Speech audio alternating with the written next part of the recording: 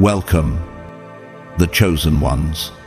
Before we dive into this divine revelation, I want to take a moment to honor each of you who has supported this mission through super thanks.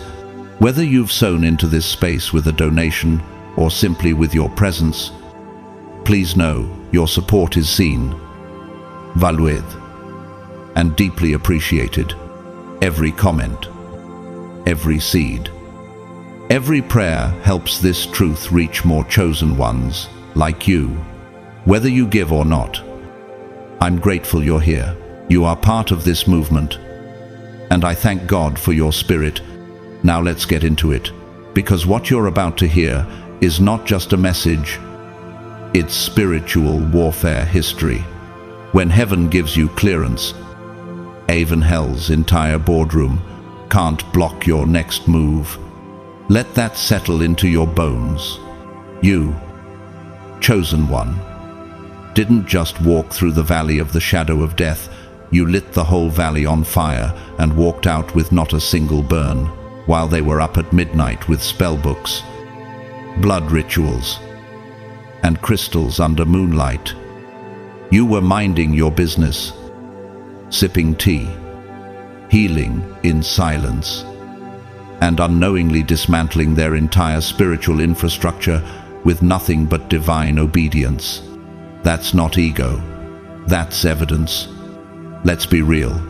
Spiritual warfare isn't always loud, it's surgical.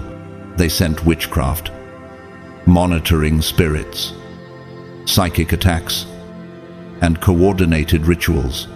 But you didn't retaliate with spells. You didn't consult horoscopes. You listened. You fasted. You obeyed God in secret. And that obedience, it fried circuits in realms they thought they owned. You didn't need an army. You were the army. One soul, backed by the throne room. That's not just intimidating, that's career-ending for anyone foolish enough to dabble in darkness against you. And now, they're scrambling, they're burning sage and quoting Psalm 91 like it's a get-out-of-judgment card. 1 minute, they're conjuring spirits. The next, they're rebranding as spiritual influencers on Instagram, saying things like, God knows my heart. Oh yes, He does, and He watched every failed ritual. Because when someone touches a chosen one who walks in divine protocol, the spiritual backlash is generational. So buckle up, because in this video, we're pulling back the veil. We're exposing why they're terrified of you now, how you became a walking firewall, and what it means to carry spiritual rank so high that even the dark realm can't decode your movements. This isn't superstition. This is sacred warfare. And you didn't just survive it, you ended it. If you're already feeling the confirmation, drop a 777-inch the comments, so heaven knows you're locked in. Let's flood the algorithm with truth. Let's remind the world who the chosen ones really are, because this isn't just content, this is prophetic clearance, and you've already passed through. God's chosen ones, they called you crazy, but you crushed a demonic gang solo. Number 1. You crushed a coven without ever casting a spell. Chosen one. Do you know how powerful you are? While they huddled around their altars, whispering incantations under blood moons and lighting candles in desperation, you were just trying to breathe through another day. While they aligned crystals and summoned spirits, you were aligning your heart with heaven. And yet, everything they conjured collapsed. Why? Because your presence alone, clean, divine, and authorized, was more destructive to their plans than any spell they could ever craft. They thought your silence meant weakness. They thought your refusal to retaliate meant you didn't know how to fight back. But here's the truth they weren't ready for. You didn't have to fight on their level. Because your very existence shifts the atmosphere. Have you ever asked yourself, why did everything around them begin to fall apart the moment I walked away? It's because your departure was a spiritual detonation. The light in you made the darkness scatter. Not because you tried, but because you are the light. They chanted, you prayed. They summoned, you surrendered. They fasted for evil outcomes. You worshipped in silence. And the whole spiritual realm tilted in your favor. You see, they mistook ritual for power, but you walk in authority. And authority doesn't shout, it simply is. You didn't break their power by force. You broke it by staying in alignment with God. And that is what they could never imitate. Behold, I give unto you power, and nothing shall by any means hurt you. Luke 10:19. Look at the story of Harriet Tubman. She didn't fight with weapons, spells, or armies. She walked in spiritual authority so strong that she became known as Moses to a people in bondage. Her presence broke systems. Her alignment with God split darkness. Like you, she was hunted by the spiritual realm, but never touched. Why? Because anointing outranks agenda every single time. Chosen one. Your fire wasn't man-made. It came from suffering, from losing everything and still worshipping, from not understanding your own path and still walking. And now, what was once pain has turned to prophecy. Every tear you shed was a silent declaration to the heavens. I will not bow to darkness. The light shines in the darkness, and the darkness has not overcome it. John 1:5. And while they schemed, demons began to tremble, not at your words, but your energy. Your frequency was born of obedience, not performance. They were casting spells. You were healing silently. They were circling altars. You were building altars of sacrifice in your heart. They depended on potions. You depended on peace. Have you ever considered how David defeated Goliath? No sword, just a sling. No armor, just anointing. That's you. The enemy came armored in confusion, manipulation, and distraction. But all you needed was your yes to God, your refusal to bow, and your decision to keep breathing. And that's what crushed them. No weapon formed against you shall prosper. Isaiah 54:17. Marilyn Monroe once said she felt haunted by something holy. It wasn't superstition. She had felt spiritual pressure that couldn't be explained through human eyes. You, chosen one, carry that same mysterious weight. When you enter rooms, the temperature changes, not because you try to be powerful, but because you're spiritually coded to disrupt systems that were never meant to survive your arrival. You are the salt of the earth. You are the light of the world. Matthew 5:3. They used potions. You carried presence. They danced under full moons. You walked in full surrender. And while they watched the skies for omens, heaven watched you for obedience. That's what collapsed the coven. Not retaliation, not revenge, but divine resistance. Your stillness was your strike. Your survival was your storm.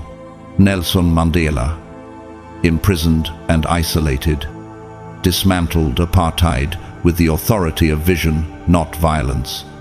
His silence screamed louder than shouts. That's you, too. You didn't cast spells. You carried such holy fire that their own tools turned on them. The Lord will fight for you. You need only to be still. Exodus 5:13. Now, look around. The things they formed are broken. The altars are ashes. The demons have fled. The confusion they launched returned to sender. And you? You're still standing, breathing, rising. That's divine proof. Not just of your survival, but your supernatural untouchability. You didn't come to fight. You came to live. And that, chosen one, made you their greatest threat. Number 2. They waged war with numbers you countered with rank. You were outnumbered, surrounded, and stalked in silence. They didn't just come for you with words. They came as a coordinated force, a spiritual gang armed with gossip, manipulation, and unseen rituals. They thought the louder their chorus, the stronger their curse. But what they forgot is that in the kingdom of heaven, rank outrules numbers every time. And you, yes, you have been seated in high places. For the one who is in you is greater than the one who is in the world. John Erba. They thought if they gathered enough people, they could silence your voice. They thought if enough of them hated you, they could shift the outcome. But what happens when the one you're trying to silence is already ordained by God? You weren't walking with popularity, you were walking with purpose. And heaven only needs one willing vessel to dismantle an entire demonic system. Martin Luther King, Jr. stood alone in many moments. Yet his rank in the spiritual realm outweighed the mobs, the policies, and the prejudice.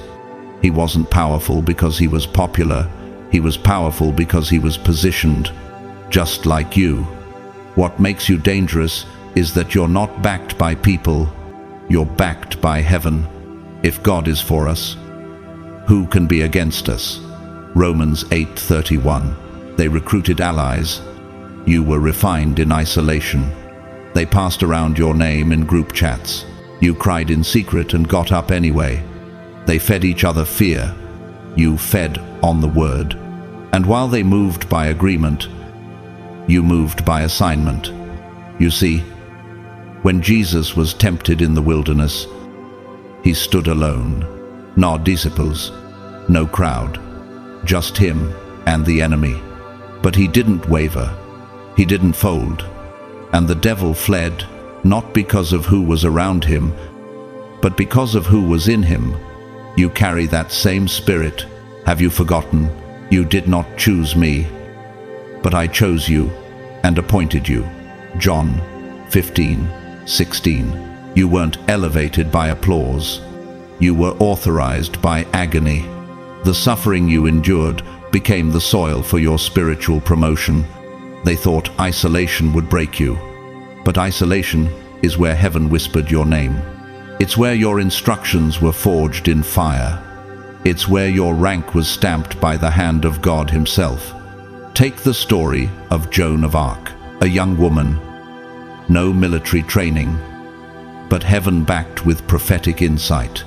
She faced entire armies and led France into battle. Why? Because her rank outweighed her age, her gender, and her enemies' numbers. The Lord is with me. I will not be afraid. What can mere mortals do to me? Psalm 118:6. Now they're confused. They watched you walk alone but saw no collapse.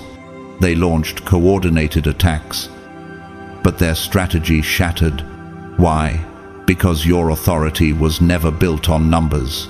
It was built on the favor of God and no crowd. No curse.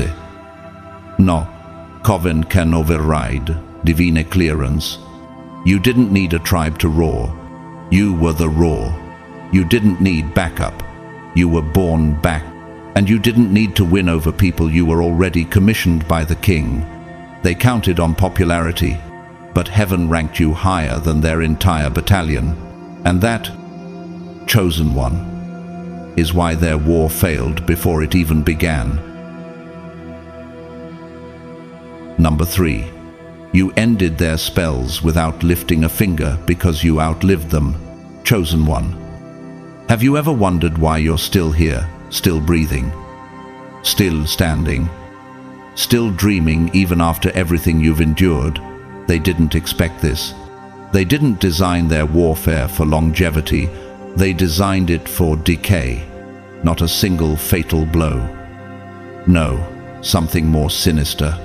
They planned to erode you slowly, like a whisper that turns into a storm over time. But what happens when the storm passes and you're still standing in the clearing? They never wanted to be obvious. The devil doesn't always show up with horns. Sometimes he shows up as delay, doubt, depression, or distraction. That's what they sent your way. Not one strike, but 1,000 cuts. Financial pressure that came out of nowhere. Unexpected betrayals that cracked your trust. Silent mental battles that no one ever asked about because they never saw them. But God did, and He wasn't just watching, He was recording. The Lord is close to the broken-hearted and saves those who are crushed in spirit. Psalm 34:10. They thought your silence meant the spells were working. They thought your isolation was weakness. But you, chosen one, weren't dying, you were developing. Each time they tried to bury you in stress, God planted you deeper in resilience. Each time they sent emotional confusion, God rewrote your vision in the dark. Every time your name was cursed in secret, God carved new strength into your bones. What kind of person survives 1,000 little battles and still wakes up with a heart that can love, forgive, and build? Do you know how terrifying that is to darkness? Because evil relies on exhaustion. Their spell wasn't about spectacle. It was a test of your stamina. But instead of breaking down, you broke records. They were banking on your spirit, collapsing in year 2, year 5, maybe even year 10, but you're still here. Why? But the one who endures to the end will be saved. Matthew 4:13. Let me remind you of someone who outlived every system designed to destroy her. Malala Yousafzai, a teenage girl targeted for simply going to school.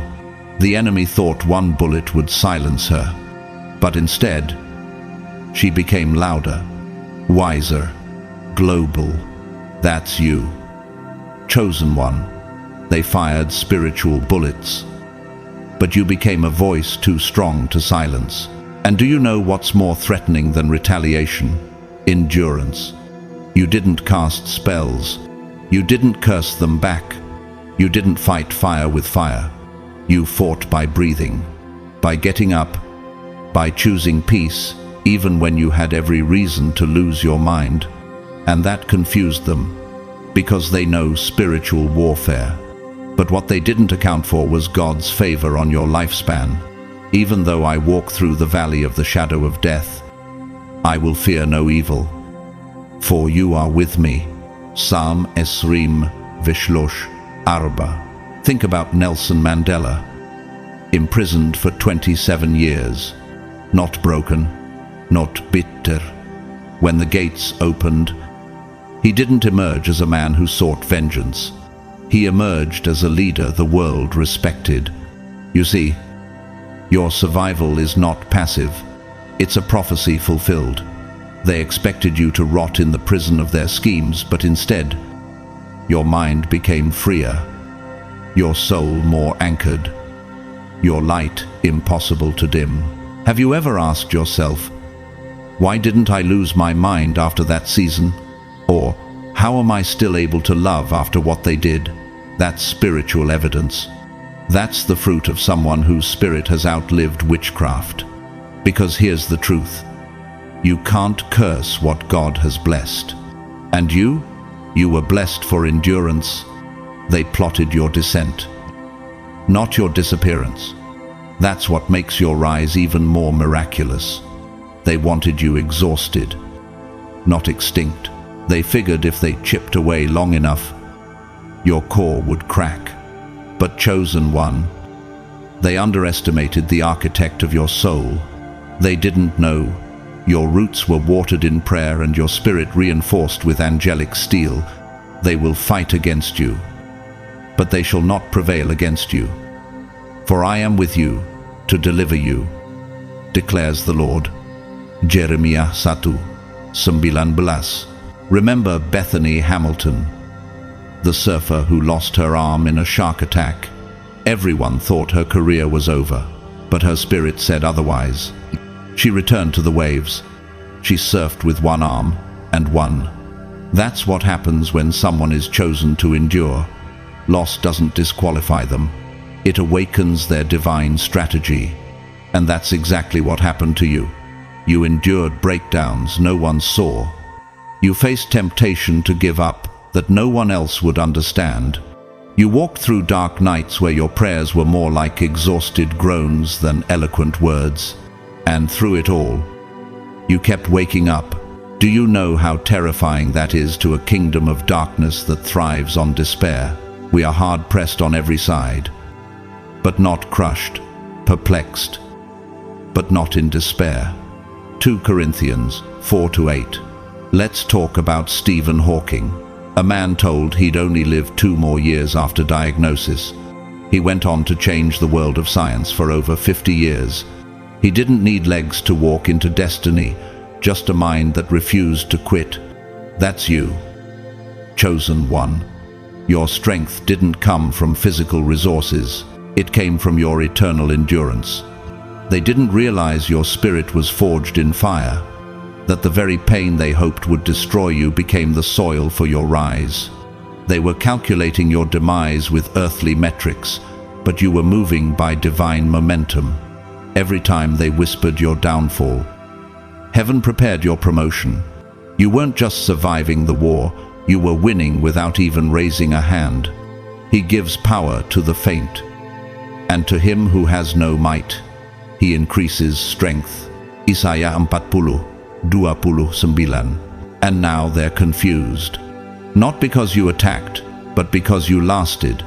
Your presence is a reminder that time belongs to God, that no matter how long they plotted, your lifespan spiritually, emotionally, purposefully was never in their control. They tried to bury you in fatigue, but they didn't know resurrection is written into your DNA. You didn't just outlive them, you outgrew them. You surpassed their reach. You matured while they regressed. And now, the spells have dried up. The curses have lost their echo. The gang that hoped you'd erode into nothingness has been dismantled, not by your hands, but by your endurance. And chosen one, you haven't just survived. You've proven to the realm of darkness that no long-term strategy can overcome the anointing of someone who was built by heaven itself. You ended their spells without lifting a single finger, because you walked through every valley and came out glowing. And that, beloved, is what it means to be untouchable. Number 4. You were the mirror that made their magic backfire. Chosen one. Did you ever wonder why their attacks didn't stick to you like they were supposed to? Why every spell, every curse, every calculated whisper of witchcraft didn't just dissolve, but return to sender with interest? It's because you're not just protected, you're reflective. They didn't know it. But when they aimed their darkness at you, they were never just confronting you, they were confronting their own corruption, because you weren't a wall to absorb it. You were a mirror to reveal it. Do not be deceived. God is not mocked. For whatever one sows, that will he also reap. Galatians 6:12 said, they sent chaos, expecting to watch you unravel. But instead, their own lives cracked. They designed confusion for your mind. But their own thoughts became scrambled. They tried to bury you in spiritual mud, but found themselves drowning in it instead. Why? Because your spirit was too aligned to host darkness. Your internal frequency couldn't be manipulated, and that terrified them. Have you ever paused to ask yourself, why do their curses always end up destroying them instead of me? It's because you walk under a spiritual principle that they never accounted for. Divine purity reflects demonic energy. When someone is clean inside, walking in obedience, living in truth, and surrendered to God, every false arrow aimed at them ricochets like a boomerang. Think of Gandhi, who stood in peace, yet became a spiritual mirror to an empire built on violence. Every time they oppressed him, it exposed their own weakness, just like you, chosen one. His power wasn't in what he did, it was in who he was. Your presence unmasks pretenders, your stillness convicts spellcasters. The light shines in the darkness, and the darkness has not overcome it. John Hat, Hamesh. They thought they could use magic to twist your destiny. But you didn't just neutralize their energy, you magnified its origin. You made it undeniable. You didn't fight them. You were too busy evolving, too focused on rising, too centered in your divine purpose. You weren't praying for vengeance, you were healing generations. And that's what made you dangerous, not your reactions, but your refusal to react. What happens when a pure vessel becomes a spiritual X-ray to the unclean? What happens when your very aura starts exposing what they tried to keep hidden? That's what happened every time they tried to destroy you.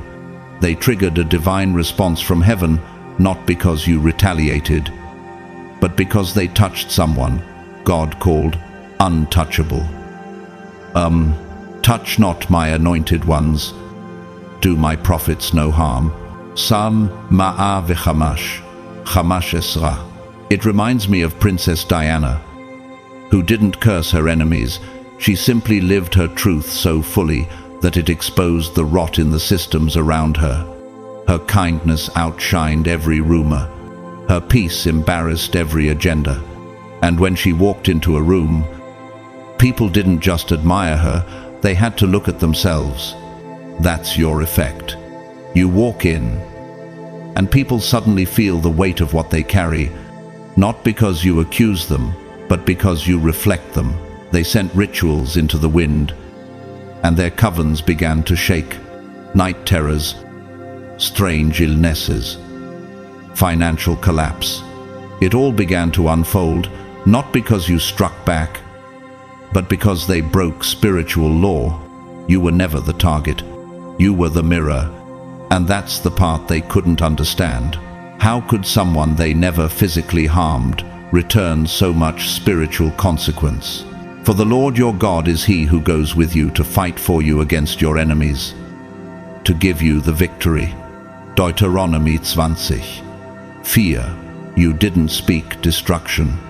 You spoke destiny. You didn't carry bitterness. You carried light. And still, their spells crumbled, because a life aligned with heaven becomes a walking judgment to the works of hell. Your joy after the attack felt like humiliation to them. Your laughter after betrayal sounded like thunder in their camp. Your resilience after sabotage became the very thing that convicted them. Have you noticed how their smiles turned sour the moment you started shining again? How the ones who wished for your downfall became quieter the moment you rose? It's not guilt that silenced them, it's exposure. Your peace put pressure on their masks. Your success after sabotage made their curses look powerless. And now, they don't just fear your strength, they fear your reflection. Have nothing to do with the fruitless deeds of darkness, but rather expose them. Ephesians 5:11. Think of Oprah Winfrey, whose name was dragged through the mud early in her career, criticized, belittled, underestimated. But she didn't fight fire with fire. She reflected back the hate by becoming a beacon of healing and impact. Her very presence became a judgment to those who tried to shrink her. Her evolution shamed their curses. That's exactly how your anointing works. The more they hurled, the more they cracked. The more they plotted, the more their homes became unstable. They wanted to destroy your peace, but they couldn't even protect their own, because spiritual backlash isn't superstition, its law. And you, chosen one, walk in alignment with divine law. You didn't have to cast a circle or chant into the sky. You just had to be. And that was enough. When a man's ways please the Lord, he makes even his enemies to be at peace with him. Proverbs 16:7. And here's the real nightmare they now live with. If their magic backfired this hard on you, who else might reflect it too? You shattered the illusion. You were the spiritual control group that proved purity still protects. Obedience still defends. Light still wins. And now, every time they think about trying it again, they remember the spiritual consequences of touching someone heaven guards personally. You've become a walking reminder that not everyone is touchable, that some people still walk with the cloud of God surrounding them, that when curses meet consecration, they collapse. You didn't embarrass them with words. You embarrassed them by surviving. You convicted them not with retaliation, but with restoration, like Viktor Frankl, a Holocaust survivor who found meaning in suffering and whose writings became a mirror to a world that had lost its soul. He didn't seek vengeance. He sought understanding, and in doing so, exposed the spiritual decay of an entire regime.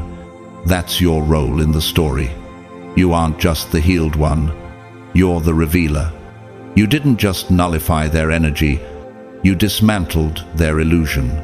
Your life spoke what their spells could never silence. And now they know. You're not just dangerous because you're strong. You're dangerous because you reflect. Number 5. You beat them with access they'll never have. Chosen one. Have you ever noticed how they've studied everything about you? Your habits, your speech, your aura, yet still can't replicate your power? It's because what you carry can't be copied. You weren't trained in the shadows. You were raised in the throne room.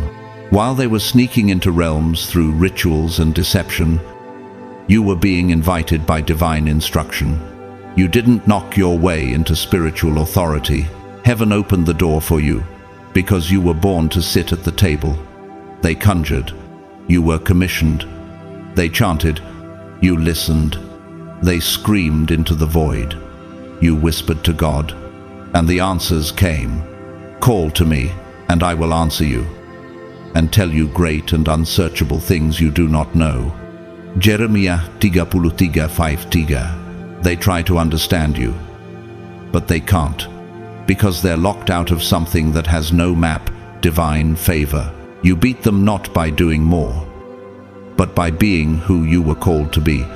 While they were chasing power, you were chosen to carry presence. They built altars to strange gods. You became an altar to the living one. They memorized incantations. You memorized his voice. Have you ever asked yourself why people who seem more spiritual than you fear you so deeply? Why do those who've studied occult sciences for decades feel insecure the moment you walk into the room? It's not because of what you've learned. It's because of what you've been given, and what's been given by heaven can't be stolen by hell. For the Lord gives wisdom, from his mouth come knowledge and understanding. Proverbs 2:6. Look at the life of Joseph, betrayed, forgotten, imprisoned, yet still granted access to Pharaoh's courts because he carried divine intelligence. The magicians of Egypt could interpret nothing. But Joseph, he didn't just interpret dreams. He revealed heaven's strategies. That's you, chosen one. You don't walk in guesswork. You walk in blueprints, holy downloads that can reroute entire nations if spoken at the right time. And that's what makes them afraid of you. They spent years manipulating energy, memorizing ancient rites, and invoking spirits, only to discover that their entire system crumbles at the sound of your obedience. Why? Because you were not formed in counterfeit fire. You were forged in holy flames. The secret of the Lord is with those who fear him, and he will show them his covenant. Salmasarim Vechamesh Erba Asara. It's the same story we see in the life of Daniel. The magicians and enchanters of Babylon couldn't access the truth, but Daniel, alone in his chamber, received revelations that decoded empires. He didn't scream. He didn't strive. He aligned. And when you align with the Spirit of God, access becomes effortless because it's inherited, not hijacked. Have you considered this question lately? What if everything they're afraid of is already inside you? That's the fear they live with now, because they know deep down they can't fake what you were born carrying. Their incantations mimic light. Your presence is light. Their posture simulates peace. Your silence carries peace that makes demons squirm. They watch you operate in clarity that took them years of initiation to chase, and still, they can't touch it. You didn't buy this. You bled for it. You didn't cheat for access.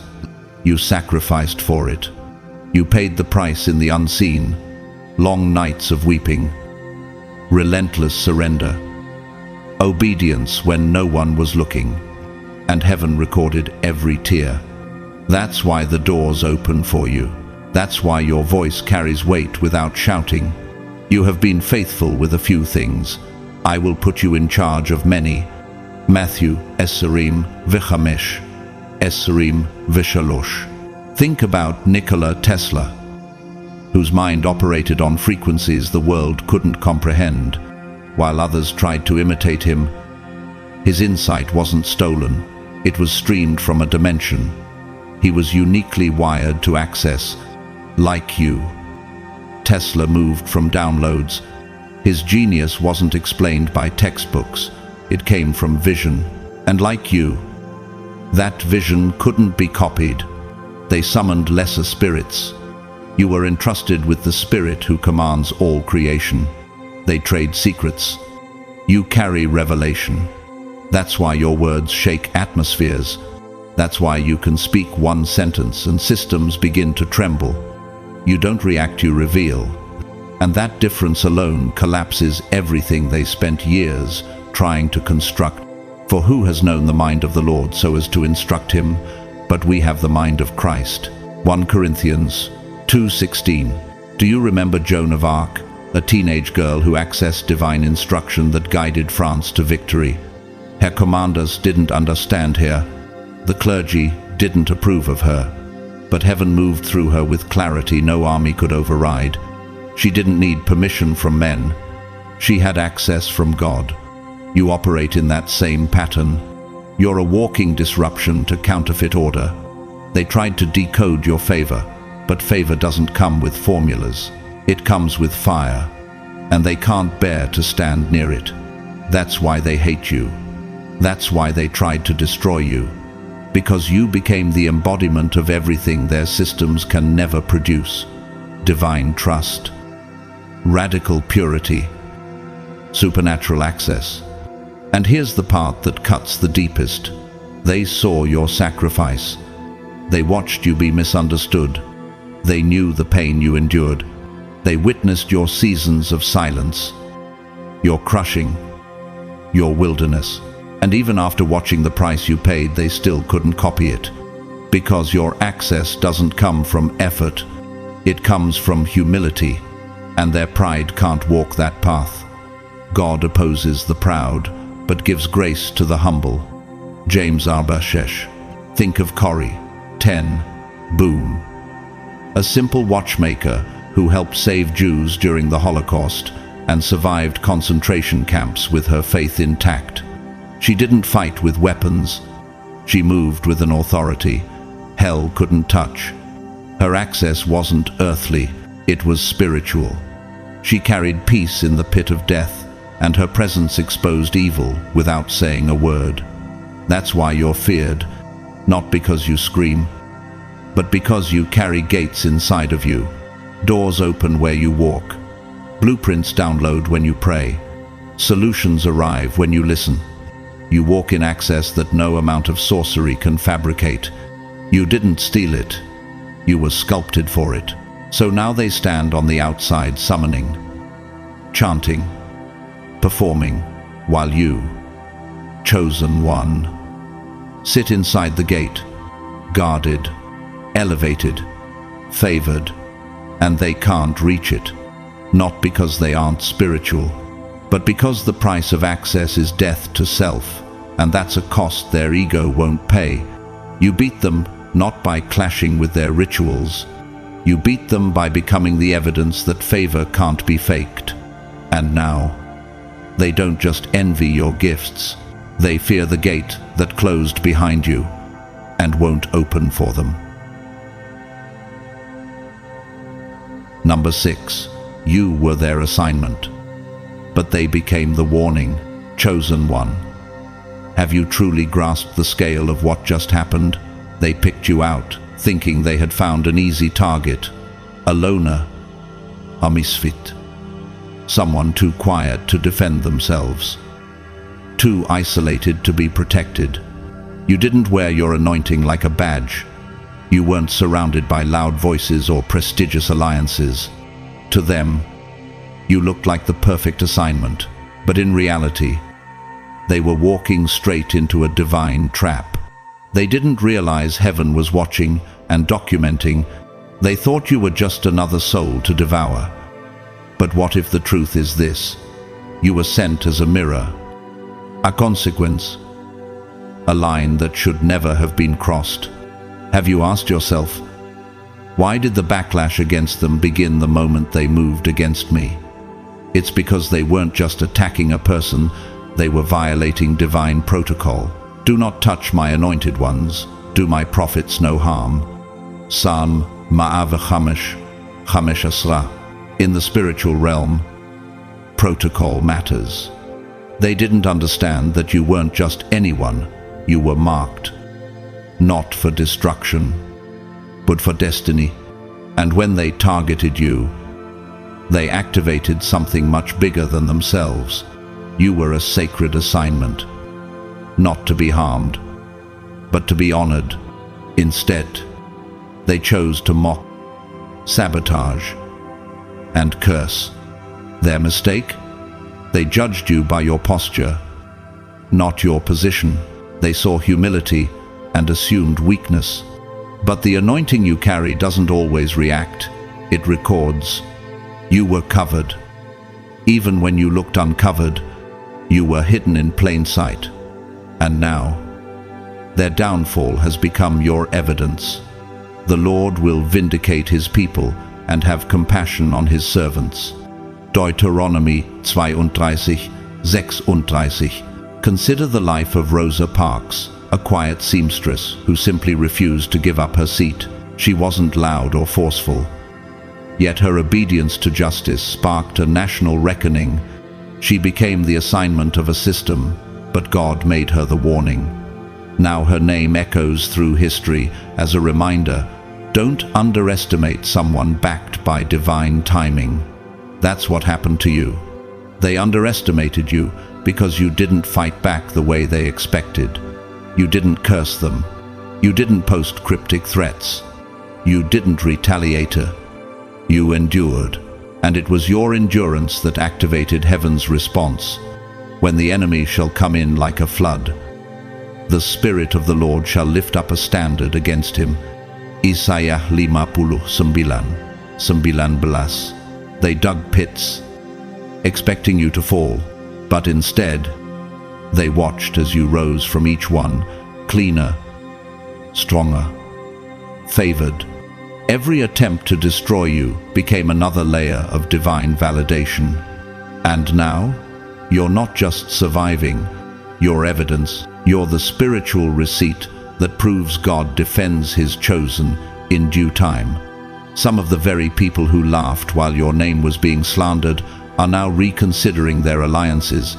They've watched blessings evaporate after touching you. They've seen relationships fall apart, finances collapse, and peace vanish, all starting the moment they aligned with the wrong side of your story. He who digs a pit will fall into it, and he who rolls a stone, it will come back on him. Proverbs 26, 27. Look at Job, a man who became an assignment of darkness. He was attacked in every possible way through sickness, financial ruin, relational betrayal. But he didn't curse God.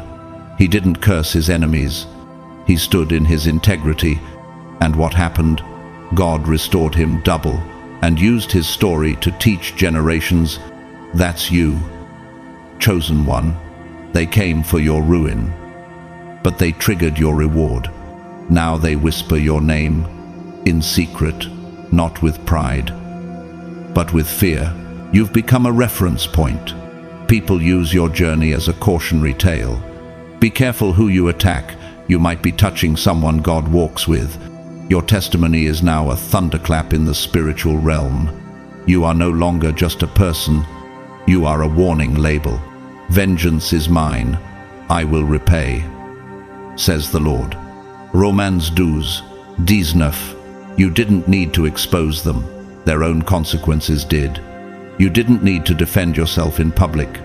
God did it in both public and spiritual courts. The tables didn't just turn, they flipped. Now, the same people who coordinated your breakdown are watching their own foundations crumble. Think of Edward Snowden, who was seen as an enemy when he exposed hidden systems, but later became a global warning about unchecked power. His name didn't disappear, it became a symbol. You too were cast out by some, misunderstood by many, but now your name carries weight, not because of revenge, but because of what followed your obedience. Have you noticed how they suddenly fell silent? The ones who were once loud with slander are now silent with shame. The mocking has stopped. The attempts have ceased. Because what they launched against you awakened something in the spiritual realm that they never imagined. You became sacred ground they never should have walked on. The Lord is my defender. My God is the rock of my refuge. Psalm 94:22. And now, chosen one. Your life is a paradox. They can't explain. They saw you buried, yet you rose. They predicted your downfall, yet you're elevating. They designed storms, but you became the stillness in the center. And while they nurse the consequences of touching you, others are learning from it. Your enemies became your advertisers. Their failure is now your fortress. Just like Malcolm X, whose assassination was meant to silence him, but only amplified his voice to generations. Your pain became your platform. Your scars became your signature, and your endurance, it became a warning flare across the skies of every dark force watching. So don't take this season lightly. You're no longer just an overcomer. You are a symbol of divine consequence. Your name causes hesitation now, not because you seek vengeance, but because you carry vindication. You were their assignment, but God made you their aftermath. And now, they'll never forget you. Number 7. Their numbers made them weak. Your isolation made you deadly, chosen one. Do you know what truly scares them? It's not your voice. It's not your appearance. It's the fact that you didn't break in isolation. It's the terrifying truth that you were alone, completely alone, and instead of unraveling, you became sharper, quieter, and spiritually lethal. While they needed numbers, affirmations, rituals, and each other's energy to feel powerful, you sat in silence and came out of it as a weapon shaped by God Himself. Have you ever asked yourself why they had to gang up on you? Why they couldn't attack you one-on-one? It's because they sensed, even before they understood, that your solitude had formed something in you their groupthink could never imitate. While they huddled in circles, casting spells and hyping each other up, you were walking through the wilderness with only divine whispers for company. Be still and know that I am God. Psalm 46, aso. They called it weakness. But that stillness was your battleground. That silence was your school. That isolation was your sharpening. Every tear you cried in secret, every betrayal that went unanswered, every midnight breakdown was heaven's forging fire. They thought being alone made you vulnerable. But you weren't vulnerable. You were being reinforced.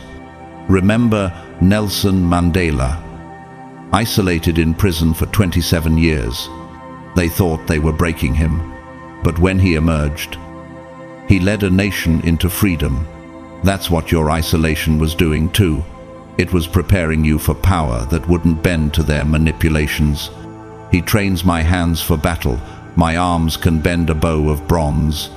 San Shmona, Esra, Shloshim, Ve'arba.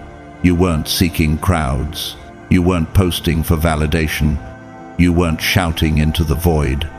You were listening, refining, shedding what no longer aligned. And in doing so, you became untraceable by darkness. They relied on group power. You were walking in throne power. They were coordinated, but you were consecrated. They had energy, but you had authority. And authority never needs to scream. It just shows up and changes the atmosphere. Think of Jesus in the wilderness before he ever preached, healed, or performed miracles. He was alone, starving, tempted, targeted. But every time the enemy approached, he responded not with fear, but with clarity. "It is written," he said, and the enemy fled. Chosen one. That's you. You came out of isolation, speaking the word with fire. Not bitterness, but Jesus often withdrew to lonely places and prayed. Luke 5:16. They underestimated the cost of your quietness, because while they were building spiritual hype, you were building spiritual discipline. And that's what makes you dangerous. You don't depend on collective momentum. You've learned how to ignite heaven's fire alone. Think of Frida Kahlo, who painted through pain, isolation, and injury. She didn't need applause to create. She turned suffering into legacy. Just like you, who turned silence into strength and abandonment into activation, I will give you treasures hidden in the darkness, secret riches. Isaiah 45:3. You terrify them not because you're loud, but because you're strategic. You move in obedience, not impulse. You don't gather for power, you wait for orders. You don't need confirmation, you need commission. And here's what they never expected. While they were chanting in circles, you were being handed scrolls. While they were hyping each other into dark manifestations, you were being given clear heavenly downloads. You're not unpredictable because you're chaotic. You're unpredictable because your instructions don't come from the visible realm. Those who wait upon the Lord shall renew their strength. Isaiah 40:31. Consider Harriet Tubman, who navigated hundreds to freedom using divine dreams and solitary prayer. No maps, no teams, just access to heaven's whispers. That's how you walk. Your isolation trained you to hear what armies of witches can't intercept. And now, they're watching in fear. Because what was supposed to break you became the very thing that made you spiritually unbreakable. You weren't made by popularity. You were forged in obscurity. Number 8. They couldn't read you because you came from a realm they can't enter. Chosen one. Have you ever wondered why they just couldn't figure you out? Why, no matter how many spirits they summoned or tools they used, they couldn't get a read on your next move? It's because you weren't created in their dimension. Your frequency doesn't broadcast on their channel. Your data isn't stored in the systems they access. You were designed in realms they've been barred from. They tried to read you like a book, but your spirit came sealed. They sent spirits to monitor you, hoping for visions, patterns, predictions. but all they got was static, confusion, and silence. Why? Because heaven encrypted your steps. You hem me in behind and before, and you lay your hand upon me. Psalm 135. You weren't built from trauma. You were rebuilt through purpose. You don't operate from ego. You operate from eternity. Their spells only affect those built on broken templates, but your healing closed every open door they depend on. Think of Nikola Tesla. Again, a man whose inventions seem to come from another world because, in a sense, they did. Like you, Tesla wasn't working from memorized knowledge. He was receiving revelation. You don't move through earthly logic. You move through spiritual encryption. The steps of a righteous man are ordered by the Lord. Psalm 37, Asrim v'shlosh. They scan for emotional chaos to attach to, but you've cleaned your field. They look for wounds to worm through, but you've healed them. They depend on triggers, but you're no longer triggered. And when they try to read you, all they meet is the echo of their own confusion. Have you ever asked, why do they seem more agitated the more peaceful I become? It's because their system thrives on predictability, but you walk in divine mystery. And mystery isn't the absence of information, it's the presence of encrypted wisdom. You are the light of the world. A city set on a hill cannot be hidden. Matthew 5:14. Remember Prince, the artist. Everyone tried to decode him, his music, his image, his message. But the more they tried to box him in, the more elusive he became. He was living from a realm they didn't understand. You're the same. Not because you're hiding, but because you're coded in a frequency only heaven recognizes. They couldn't track you, so they panicked. Their rituals failed, their visions blurred, their watchers got blocked. Because when a soul is aligned with divine assignment, it becomes invisible to demonic detection. You became untraceable, not because you vanished, but because heaven covered you in mystery. He who dwells in the secret place of the Most High shall abide under the shadow of the Almighty. Psalm 1. Look at Maya Angelou, a woman whose presence alone shifted rooms. People couldn't explain her power. She didn't scream. She didn't perform. She just existed with clarity and purpose that exposed confusion. That's you. You don't need to announce anything. Your existence reveals what their systems can't touch. The Lord will guide you always. He will satisfy your needs in a sun-scorched land. Isaiah 58:11. You weren't just protected. You were encoded. Their tools failed because you're walking in a divine firewall. When they tried to read you, they ran into angels. When they tried to map you, the coordinates didn't exist in their realm. And now they're realizing they can't control what they can't comprehend. That's why they gave up. Not because they stopped wanting access, but because every attempt exposed their own limitations. You're not unreadable because you're hiding. You're unreadable because you're holy. And that's a language darkness will never speak. Number 9. Their greatest fear was that you'd realize who you are, chosen one. The real battle was never just about the curses they whispered or the rituals they performed. It was never about the candles, the chants, or the shadows. The war against you was always deeper, more insidious. It was about identity. Have you ever stopped to ask, why have I been targeted for so long? Even when I did nothing wrong, the answer is unsettling yet divine. They knew who you were before you did. That's what scared them the most. From an early age, they sensed something was different about you. It wasn't just your talent or your light, it was your potential. That's why the attacks came early and often. not because you were weak, but because you were dangerous. They saw your spiritual DNA before you could even speak it, and their first strategy wasn't destruction. It was deception. If they could get you to believe you were average, powerless, broken, then they'd never have to face you awakened. Before I formed you in the womb, I knew you, and before you were born, I set you apart. Jeremiah 1:5. They didn't try to curse your gift outright. They tried to confuse your mind.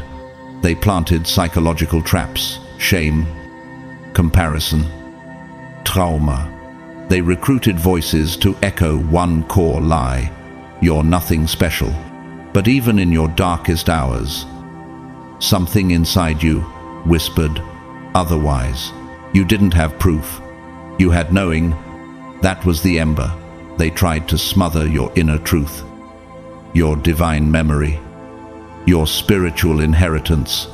Think about Jim Carrey, a man celebrated for humor, but open about battling deep depression. He once said, "Depression is your avatar saying, 'I'm tired of being the character you're trying to play.'" You felt that too, that inner revolt, that sacred unrest. It wasn't confusion. It was the resistance of your true self, trying to break free. You will know the truth, and the truth will set you free. John 8:32. The enemy's most strategic attacks didn't come through storms. They came through subtle mind games, manipulation, gaslighting, environments that constantly diminished you.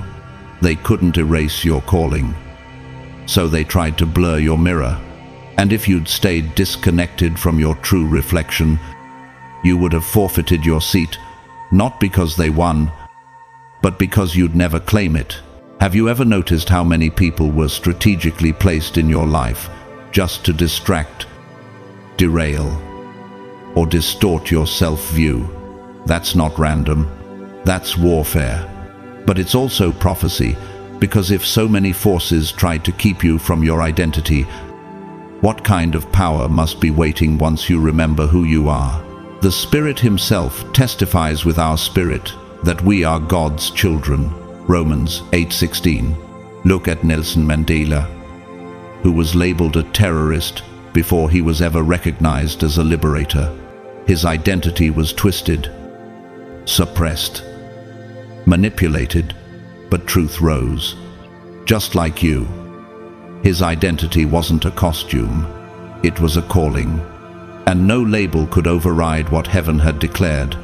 Once the veil lifted, once you saw yourself through God's lens, and not through the broken mirrors of others, the entire landscape changed. You stopped explaining yourself, you stopped seeking permission, and suddenly, their entire system began to tremble. Because a chosen one in alignment is spiritually nuclear. You don't have to shout. Your awareness speaks louder than any hex. Arise, shine, for your light has come, and the glory of the Lord rises upon you. Isaiah 61. Have you felt that shift? That moment when you no longer needed validation to move? That moment when you no longer apologize for being too deep, too intense, too gifted, too much? That wasn't ego, that was remembrance. Think of Moses, raised in a palace that wasn't his, taught by people who never understood him. For years, he doubted his voice, but once God reminded him who he was, he didn't just lead people, he dismantled an empire. You're that kind of threat. Your memory is a weapon. Your clarity is a key. Your realization is a revolution. You are a chosen people, a royal priesthood, a holy nation, God's special possession. Echat Peter Stein, Tisha. Now they're trembling, not because you're louder, but because you're anchored, not perfect, but positioned. You're no longer asking who you are, you're walking in it. And every demon that once danced in your doubt has now fallen under your feet. They feared your prayers, Yes, but they feared your clarity more, because now that you know who you are, you can't be controlled, manipulated, or lied to. You became spiritually radioactive, untouchable by illusion, and that's how you win. Number 10. They watched you walk through fire and then rise from the ashes with no burn marks. Chosen one. Can you feel how confused they are watching you now? Because by all earthly logic you shouldn't be here. You shouldn't be sane. You shouldn't be stable. You shouldn't be you. They didn't send light breezes your way, they sent storms. They orchestrated infernos. They meticulously studied your weaknesses. Then built fires, tailor-made to melt your mind, scorch your soul, and burn down your destiny. But instead of burning, you bloomed. When you walk through the fire, you will not be burned. The flames will not set you ablaze. Isaiah 43:2. They didn't want to just wound you. They wanted to incinerate you. And yet, here you are, walking in clarity, glowing in peace, rising in purpose. No smell of smoke, no stains of bitterness, no ashes clinging to your presence. What they don't understand is that you weren't just saved from the fire, you were refined by it. Take Oprah Winfrey. Abused, silenced, humiliated. Her childhood was a furnace, but what emerged wasn't a victim. It was a world changer. The flames they meant to destroy her only made her more radiant. Just like you, the Lord is close to the broken-hearted and saves those who are crushed in spirit. Psalm 30:18. They were watching closely.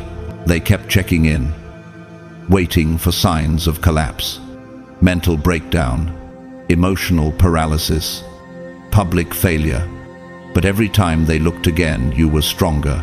Your smile was clearer. Your posture was straighter, and that terrified them, because now they had to admit the fire failed. Have you asked yourself, how did I survive that season without losing myself? That's not luck.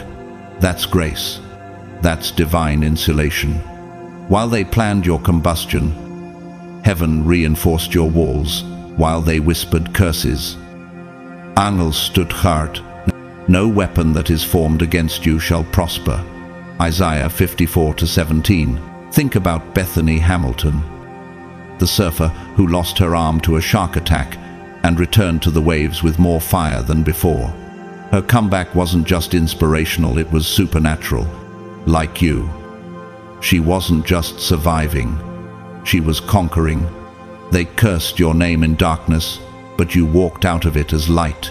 They tried to bury your voice, but now your voice echoes with healing. They watched the collapse they orchestrated and had to witness your elevation. That's divine justice. You intended to harm me, but God intended it for good. Genesis 50:20. You didn't just survive. You became a sign, a banner, a wonder. You're the proof that hell has limits, that no matter how hot the fire, it can't consume a spirit that has already been fire-tested by heaven. Have you noticed the silence lately? The ones who used to spread rumors now avoid your name. The ones who mocked you now watch from a distance, not because you fought back, but because you rose. Look at Viktor Frankl, who survived Auschwitz and went on to write Man's Search for Meaning. He didn't let horror define him. He defined it. And that's what you've done. You've turned your furnace into a platform, and that's the part that haunts them.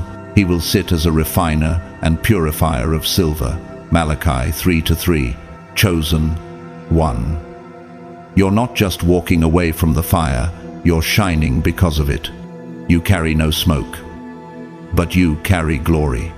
And that's why they tremble now, because if that couldn't break you, nothing ever will. Number 11. Their witchcraft was powerful.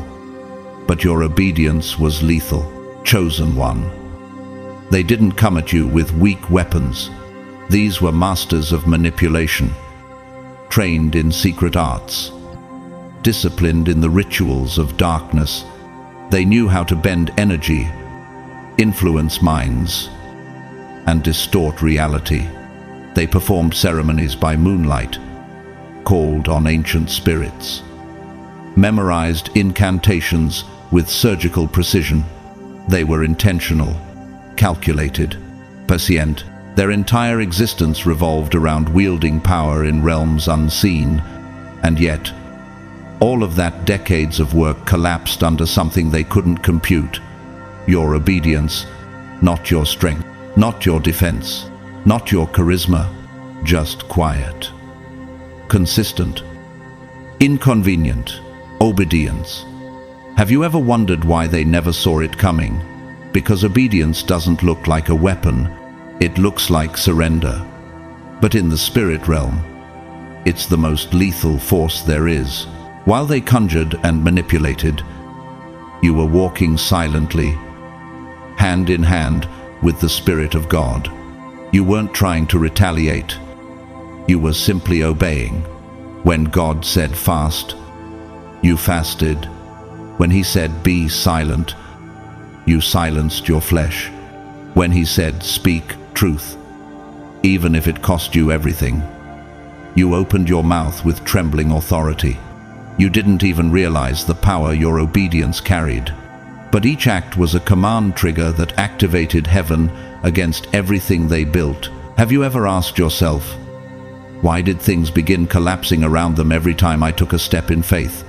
It's because their spiritual infrastructure was never designed to survive divine alignment. You weren't just protected, you were synchronized with God's will in real time.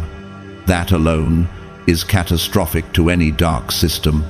The Bible says in 1 Samuel 15:22, "To obey is better than sacrifice, and to heed is better than the fat of rams." In other words, obedience trumps effort. They sacrificed animals, time, energy, even parts of their soul. But you obeyed one whisper from God, and entire realms shook.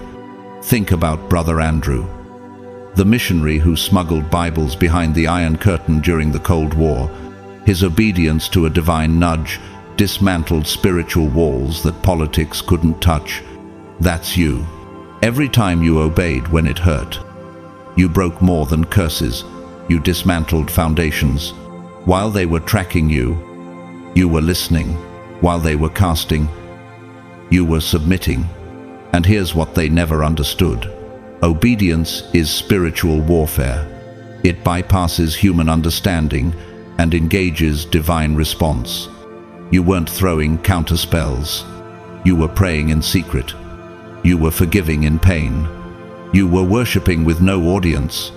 And yet, every move they made unraveled, not because you fought, but because you followed. James 4:7 says, "Submit yourselves therefore to God. Resist the devil, and he will flee from you." Your submission was your resistance. Your alignment was your armor. Consider Dietrich Bonhoeffer, the German pastor who obeyed God's call to resist the Nazi regime. He didn't wage war with bullets, but with conviction. His obedience cost him his life, but birthed a legacy. He stood still in righteousness, and spiritual tyranny fell. Just like you, your obedience isn't loud, but it echoes through eternity. That's why they're afraid now, because they know your next yes could destroy their next decade of planning. Obedience doesn't ask for consensus. It listens, and it moves. It doesn't make sense in the natural, but it makes movements in the spiritual. And every time you say yes to God, you become a walking earthquake in the realm of darkness. They fear you, not because you raise your voice, but because you don't have to. You're not performing, you're aligning, and obedience in alignment carries the full weight of heaven's authority. Luke 11, 28 says, "Blessed are those who hear the word of God and obey it." That blessing isn't just a reward, it's a covering. And that covering is impenetrable. Think about Florence Nightingale.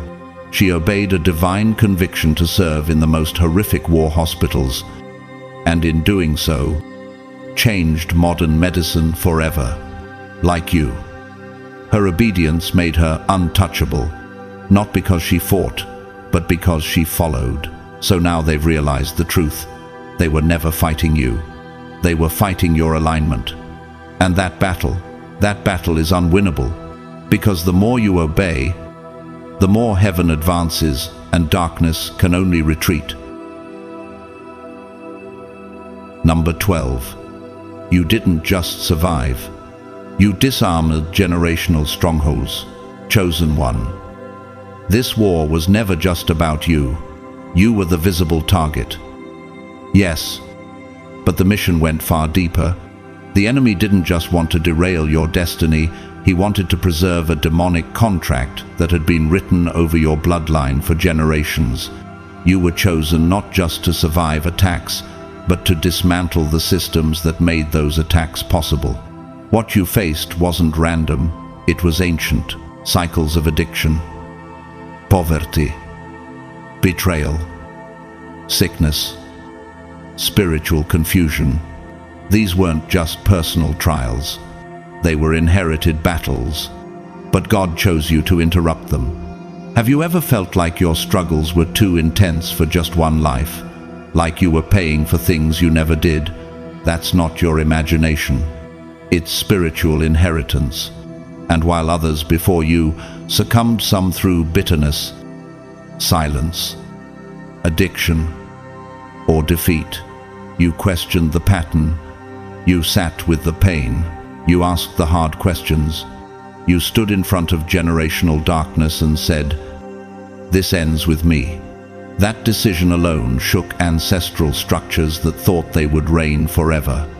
Isaiah 61:4 says, "They will rebuild the ancient ruins and restore the places long devastated. They will renew the ruined cities that have been devastated for generations." That's your call. That's your legacy. You weren't just surviving for your sake. Every step you took in healing rewrote history. You were breaking contracts signed by those who didn't know better. You were cutting spiritual cords that once strangled your lineage. Each tear you cried wasn't weakness, it was a declaration of war. Look at Frederick Douglass, born into generational slavery.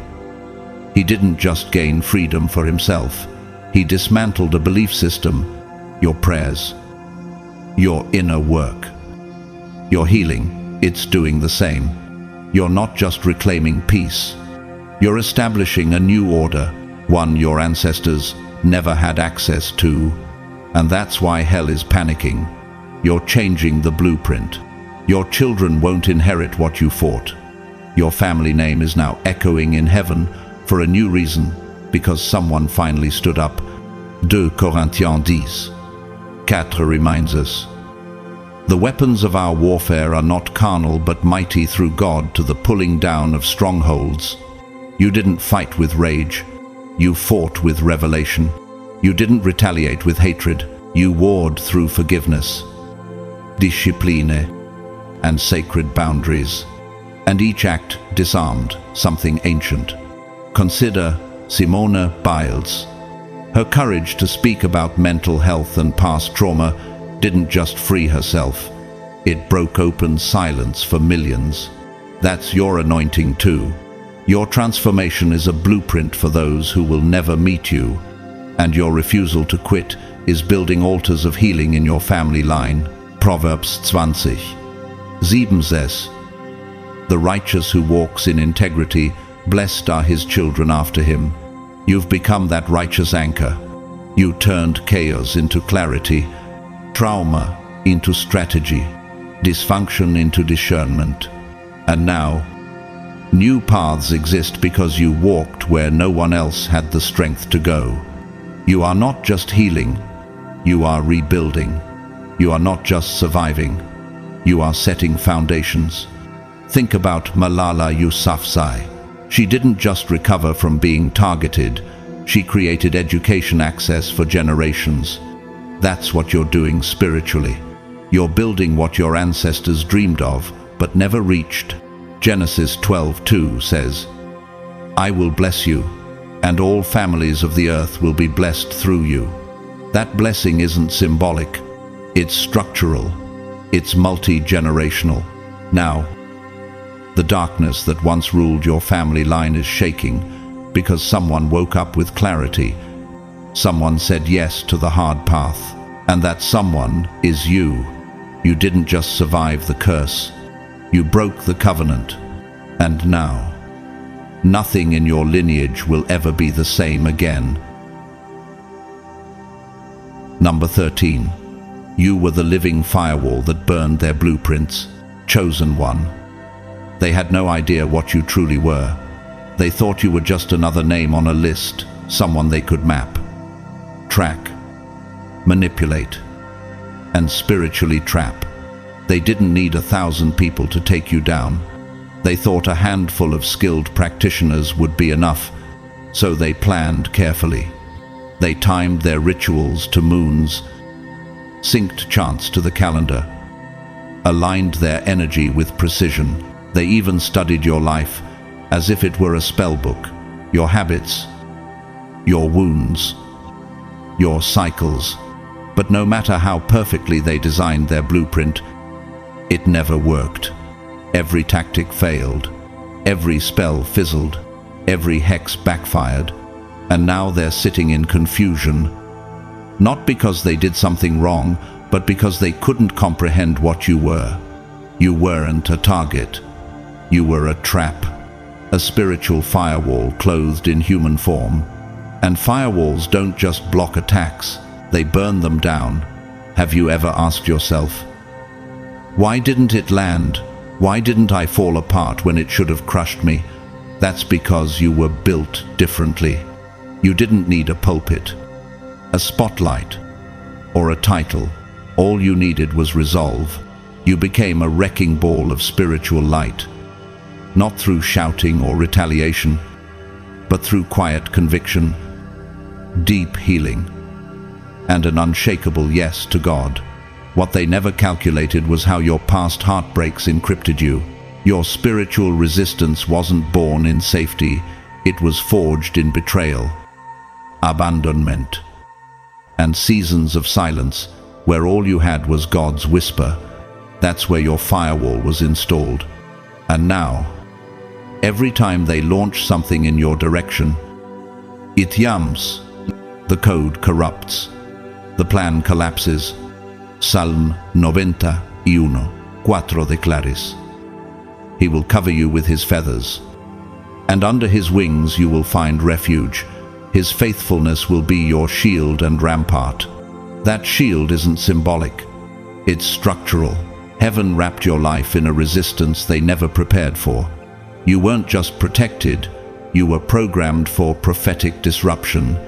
Think of Harriet Tubman, who evaded enemy territory countless times with no maps, no weapons, and no fear. She didn't operate through brute strength. She moved by spiritual radar. Like you, she was unreadable to the enemy. Her movements felt random to outsiders, but they were divinely timed. That's your life, unpredictable. Because heaven is your compass. They assumed the attacks failed due to flaws in execution. But what they're starting to realize is that your very presence scrambles their signal. While they fasted to weaken you, you were healing. While they summoned shadows, you were surrendering. While they orchestrated chaos, you were aligning. And alignment outranks aggression every single time. 1 John 4:4 reminds you, greater is He that is in you than he that is in the world. That's why it never worked, because the Spirit in you doesn't react, it rewrites reality. Now, look at the chaos unfolding on their end. Rituals gone wrong, paranoia rising, plans backfiring before they even launch. Their energy is being absorbed and reversed, not by accident, but by law, spiritual law. When someone violates a boundary protected by God, judgment is automatic. Think of Martin Luther King Jr., whose non-violent obedience wrecked generations of hatred. He didn't retaliate with force, he moved in moral authority, and it dismantled systems. You're doing the same in the spirit, not through curses, but through consistency.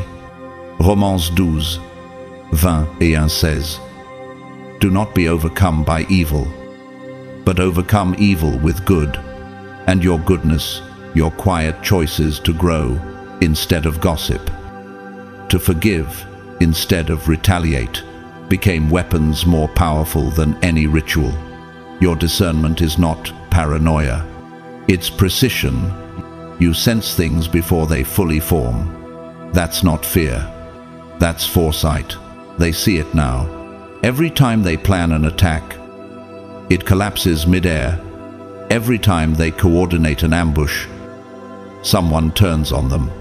Every time they try to read your energy, it returns error code, divinely untouchable, like Corrie ten Boom, who survived concentration camps and still chose love. You emerged from fire without smoke. Their blueprint never had a chance, not because it wasn't detailed, but because you were born with a firewall they can't hack.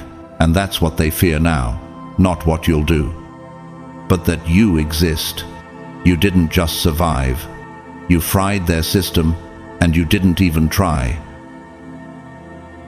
Number 14, they know what you're capable of now, and they're scrambling to retreat. Chosen one. You were never just a person to them. From the moment they realized what you carried, fear set in. At first, they thought you were breakable. They saw your isolation, your battles, your moments of vulnerability, and believed they had you figured out. They thought spells would be enough. That word curses, manipulation, espiritual, espionage, and psychological traps would stop you from ever reaching the fullness of who you were. But what they ran into wasn't just a person, it was a divine event, a spiritual disruption. You weren't sent to play defense, you were sent to end systems. And now, every structure they built around fear and secrecy is falling apart because of you. Have you ever wondered, why did they come so hard, so persistently, and so collectively? It's because even in your brokenness, they sensed the threat. But they miscalculated one thing. They assumed your breakthrough would leave you crawling. They thought, if you ever made it out, it would be with bruises, bitterness, and baggage. Instead, you walked out glowing, calm, focused, radiating favor, and that glow wasn't cosmetic. It was spiritual confirmation. It was heaven's stamp saying, this one made it through the fire and carries the flame now. Isaiah 54:17 says, no weapon formed against you shall prosper, and every tongue that rises against you in judgment you shall condemn. That verse wasn't just comfort, it became the verdict on their system. You became the evidence that hell's reach has limits, that demonic strategies don't work when someone is sealed by divine backing. Now, their once cohesive circle is splintered, infighting, paranoia, suspicions, dreams turning into nightmares, attacks boomeranging. What they sent out has come home to roost, like Nelson Mandela, whose unjust captivity became his launching pad. Your pain became your elevation. They hoped to destroy you, but instead your survival destroyed their illusion of control. And now they're trying to undo it, trying to pull back energy that's already judged them. But it's too late. You've already won. You've already scattered their camp. You've already exposed weak links they didn't know existed. And most importantly, you've already stepped into the next level of your assignment. They can't stop it anymore. Exodus porton posten promises. The Lord will fight for you. You need only to be still. And that stillness was your strategy. While they plotted, you healed. While they chanted, you listened. While they gathered forces, you stood in obedience. And now, the very forces they relied on are crumbling. You weren't their victim, you were their consequence. You didn't respond with revenge. You rose with rank. Consider Maya Angelou. After trauma and silence, she emerged as a voice that thundered across generations. Her mere presence disrupted narratives. Yours does too. They don't fear what you'll say, they fear what you mean. Because you are a walking disruption to dark order, a divine interruption dressed in skin, a cosmic reset who carries thunder in stillness. You weren't sent to survive witchcraft. You were sent to shatter the foundation it stood on. Now, every step you take echoes judgment. Every move you make is a reminder that heaven overrides hell. They thought they could silence you, but they couldn't even decode you. And now their entire system is paying for the error of touching what God marked as untouchable. Psalm 18:39 says, "You armed me with strength for battle. You humbled my adversaries before me." And that's exactly what your presence does now. They're retreating, not because you threatened them, but because your existence is the threat. You didn't cast a spell. You were the spell breaker. You didn't throw curses.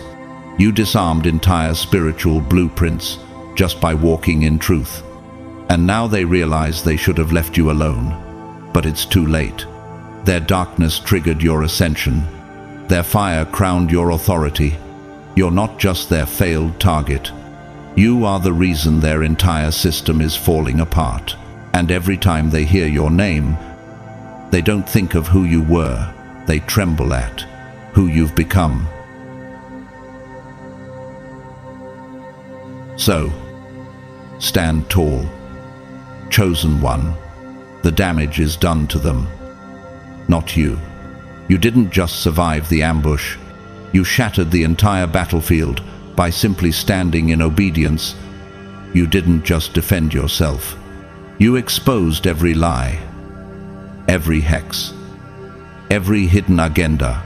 You didn't stoop to their level. You elevated the realm. You didn't retaliate.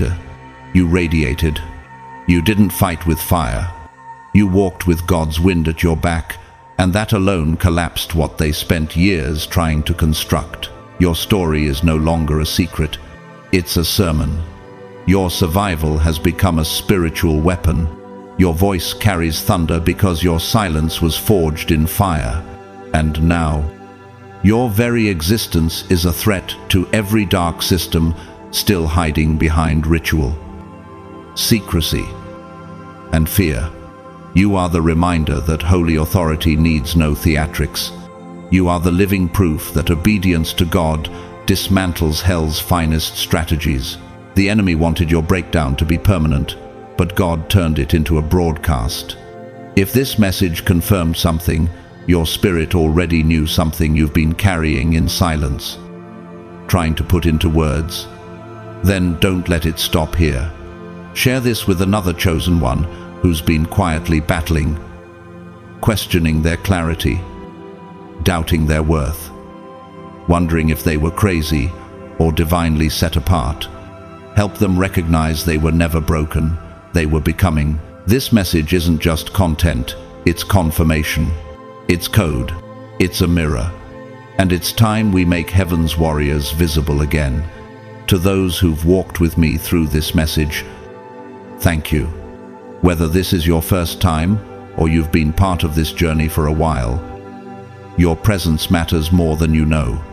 If you feel led and want to support this mission, you can do so through the super thanks option below.